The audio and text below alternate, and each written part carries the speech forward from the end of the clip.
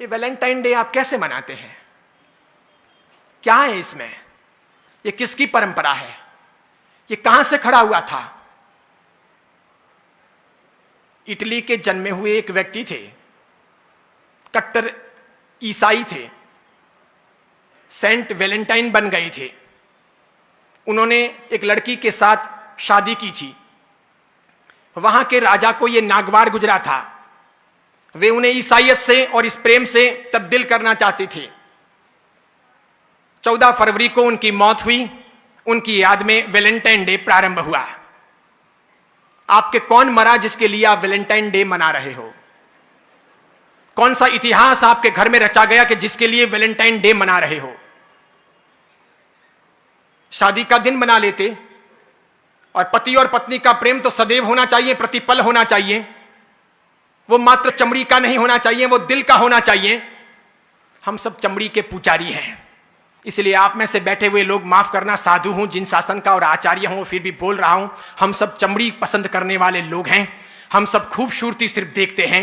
हम नाक देखते हैं, होठ देखते हैं, आंखें देखते हैं, उसकी स्टाइल देखते हैं, उसकी अदाएं देखते हैं, उसकी कमर देखते हैं, उसके गाल और नाक नक्श देखते हैं और दीवाने बनते हैं। हम बेहुदे गंदे लोग हैं और इसीलिए हम वहीं पर अटके हैं। और इसीलिए हमारे प्यार का तकाजा, प्यार का अर्थ, प्यार का रूप भी सिर्फ चमड़ी तक सीमित है। अगर उसके आगे है तो वैलेंटाइन डे की आवश्यकता नहीं है। मेरे बाप भी प्यार करते थे मेरी मां से, और मेरी मां भी प्यार करती थी मेरे पिता से। आपके पिता ने भी प्यार किया होगा आपकी मां से, और आपकी मां ने भी प्यार किया होगा पिता से। जरूर उनके वहां पर उस समय उस रूम को सजाने के लिए गुलाब के फूल नहीं रहे होंगे, कोई रूम स्प्रे या बॉडी स्प्रे नहीं रहा होगा, वो टब नहीं रहे होंगे कि साथ में बात कर सकें। इसके सिवाय अन्य अन्य प्रकार के संसाधन नहीं रहे होंगे, वो स्नो, शैम्पू, वो खूबसूरती के अन्य अंदाज नहीं रहे होंगे। तरबीज जीवन की पवित्रता रही होगी, समर्पण का भाव रहा होगा, वो अर्धांगिनी का रूप रहा होगा, वो गहरी आत्मीयता रही होगी, वो दिल रहा होगा, वो प्यार रहा होगा, वो घनिष्ठता रही होगी। मेरे ख्याल से हम में से अधिकांश के मां बाप ने अभी तक, मां ने बाप को नहीं छोड़ा और बाप ने मां को नहीं छोड़ा, न तलाक दिया, न ऐतराज किया, न हमारी मां अपने बाप को छोड़कर पियर गई, और न मेरे पिता ने कभी अपनी मां को घर जाने के लिए कहा। भले ही मेरे पिता जाड़े रहे होंगे या आपके किसी के पिता मोटे रहे होंगे, मां दुबली पतली रही होगी, तब भी ये जोड़ा कामयाब रहा होगा। भले पिता काले रहे होंगे, मां गोरी चिट्टी रही होगी, तब भी वो जोड़ा कामयाब रहा।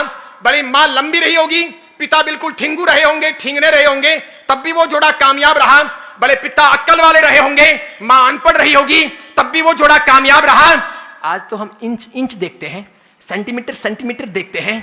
आज हम देखते हैं कि उसकी आंखें बराबर नहीं है, उसके होठ बराबर नहीं है, वो बोलती है तो वो यूं यूं बोलती है, या फिर वो जो है ना वो देखता है तो बार बार यूं यूं देखता है, इसलिए मुझे ऐसा पसंद नहीं है। अरे डूब मरो चुल्लू भर पानी लेकर हाथ में कि हम चमड़ी के पुजारी हैं। हम दिल कब तलाशेंगे, हम अच्छी व्यवस्थाएं कब खड़ी करेंगे, हम संस्कारों की चिंता कब करेंगे, एक अच्छी इंसानियत के तौर पर इस दुनिया में ज्ञान का दिया कब जलाएंगे।